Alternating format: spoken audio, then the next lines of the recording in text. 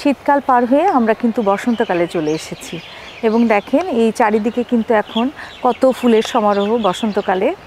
কিন্তু এই ফুলের মাঝেও কিন্তু আমাদের চিন্তা করতে হচ্ছে আমাদের বাচ্চাদেরকে নিয়ে।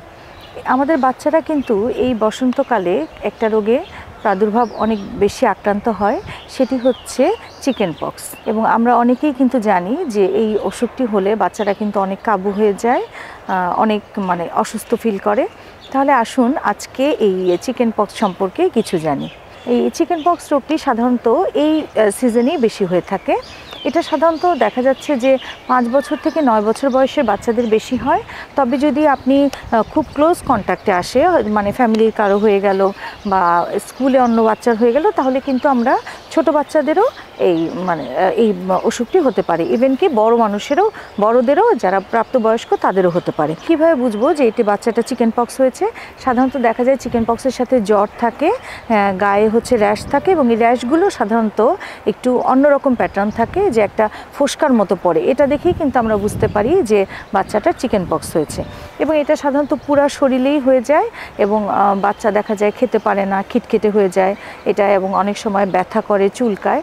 এই চিকেন পক্স রোগটা আসলে বাচ্চাদের জন্য বেশ কষ্টদায়ক হয়ে যায়। এবং এটার আরেকটা প্রবলেম হচ্ছে, যেটা দেখা যাচ্ছে, এটা অনেক সময়ই এই র্যাশগুলো থেকে দাগ থেকে যায়।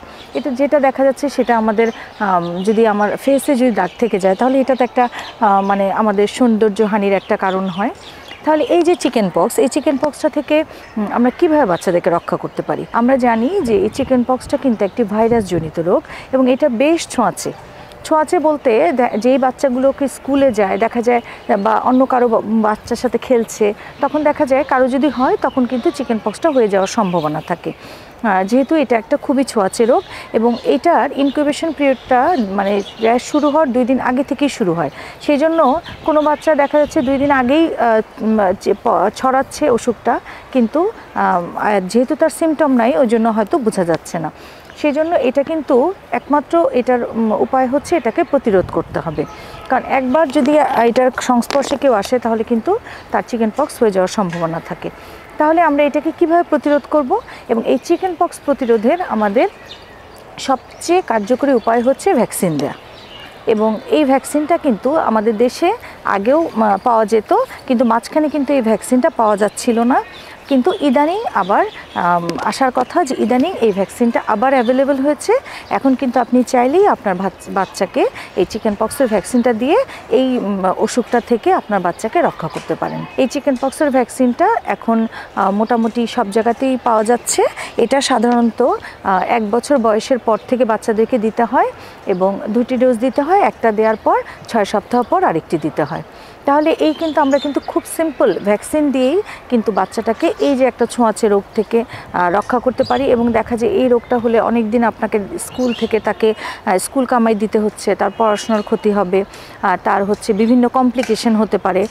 আমরা জানি সব ভাইরাসজনিত রোগেরই কিন্তু কিছু কমপ্লিকেশন থাকে বা সাইড ইফেক্ট যেটা আমরা বলি, তখন এগুলো হয়ে যেতে পারে। আর সেই জন্য এই চিকেন পক্সের থেকে রক্ষা করার জন্য আপনার বাচ্চাকে চিকেন পক্সের ভ্যাকসিন দিয়ে দিন। এবং আমি বলবো যে সবসময় যেটা বলি, যে কোনো ভ্যাকসিন দেওয়ার আগেই কিন্তু একটা খেয়াল রাখবেন যে ভ্যাকসিনটা যেন আমরা একটা অথেন্টিক জায়গা থেকে ভ্যাকসিনটা দিতে পারি। সেটা হতে পারে কোনো বেসরকারি হসপিটাল বা কোনো শিশু বিশেষজ্ঞ চেম্বারে আপনি এই ভ্যাকসিনটা আপনার বাচ্চাকে দিয়ে এই চিকেন পক্সের মতো একটি রোগ থেকে আপনার বাচ্চাকে রক্ষা করতে পারেন। তাহলে আমি বলবো যে আর দেরি না করে আপনি এখনই এই রোগটার প্রাদুর্ভাব শুরু হওয়ার আগেই আপনি বাচ্চাকে চিকেন পক্সের ভ্যাকসিনটি দিয়ে দিন এবং বাচ্চাকে এই চিকেন পক্স থেকে সুরক্ষিত রাখুন।